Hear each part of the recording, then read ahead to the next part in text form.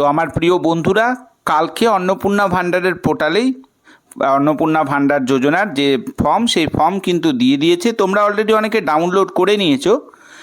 ফর্মটা যেটা দেখা যাচ্ছে মোটামুটি 11-12 পাতার একটা ফর্ম। সেই ফর্মটা কিন্তু একদম ডিটেলসে ভালোভাবে যদি ফিল করা যায় তবেই কিন্তু তোমাদের এই 3,000 টাকা করে আসার সম্ভাবনা রয়েছে। আর এই ফর্মটা তোমরা কিভাবে খুব সহজেই ফিল আপ করতে পারবে তার জন্য আজকের ইনস্ট্রাকশনের জন্য এই ভিডিও, তোমাদের মুশকিল আসানের জন্য।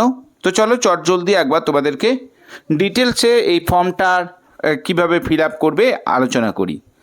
দেখো, অন্নপূর্ণা যোজনা পারিবারিক তথ্য সংগ্রহ ফর্ম।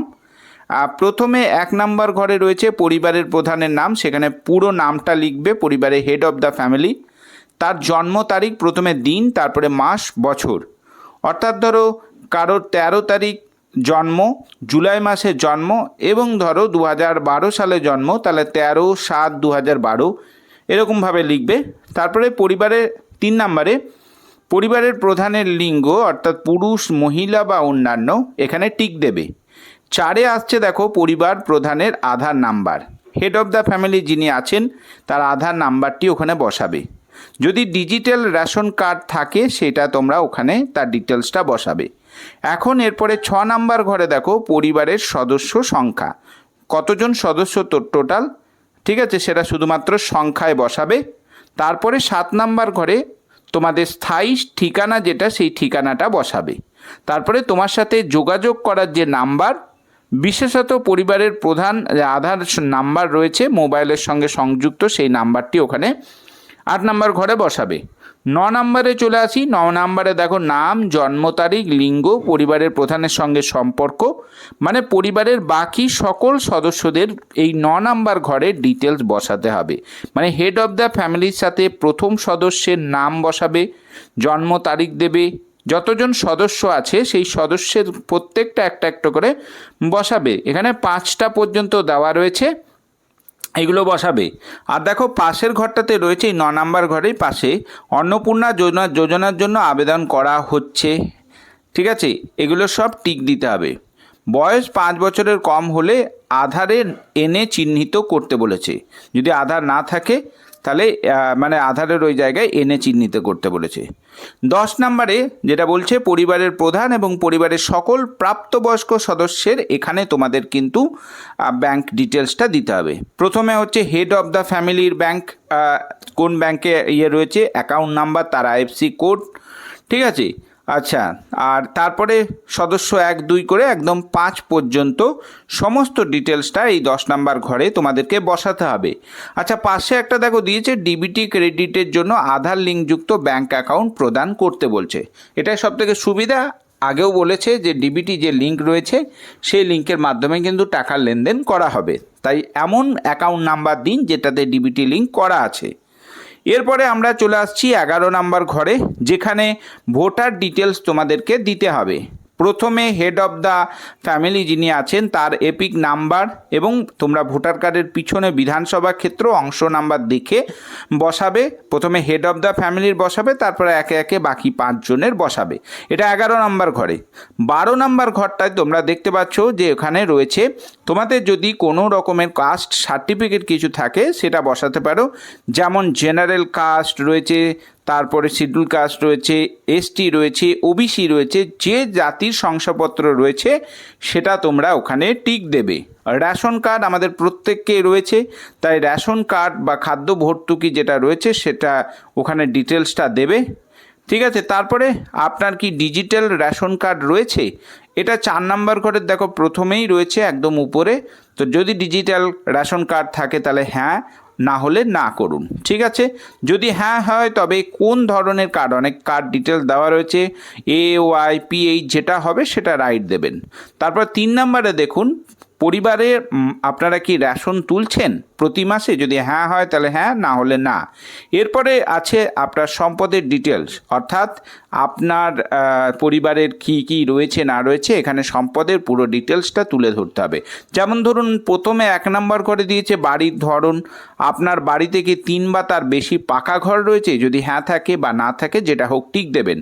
পরিবারের পারিবারিক যে জমির মালিকানা সেটা রেজিস্ট্রেশন নথি, মিউটেশন কপি বা যে সমস্ত জিনিস আছে সেই সমস্ত কিছু কপি এখানে আপনাকে দিতে হবে। 3 নাম্বার ঘরে মোট জমির পরিমাণ কত সেটা লিখবেন। 4 নাম্বার ঘরে যানবাহন, আপনি বা পরিবারের কোনো সদস্য কি অবাণিজ্যিক মোটর চালিত 4 চাকা গাড়ি আছে? অবাণিজ্যিক বলতে আপনার প্রাইভেট কার আছে কিনা সেটা এখানে মেনশন করতে বলেছে। যদি হ্যাঁ হয় তাহলে গাড়ির নাম্বার, রেজিস্ট্রেশন নাম্বার এগুলো আপনি ওই 4 নাম্বার ঘরে দেবেন।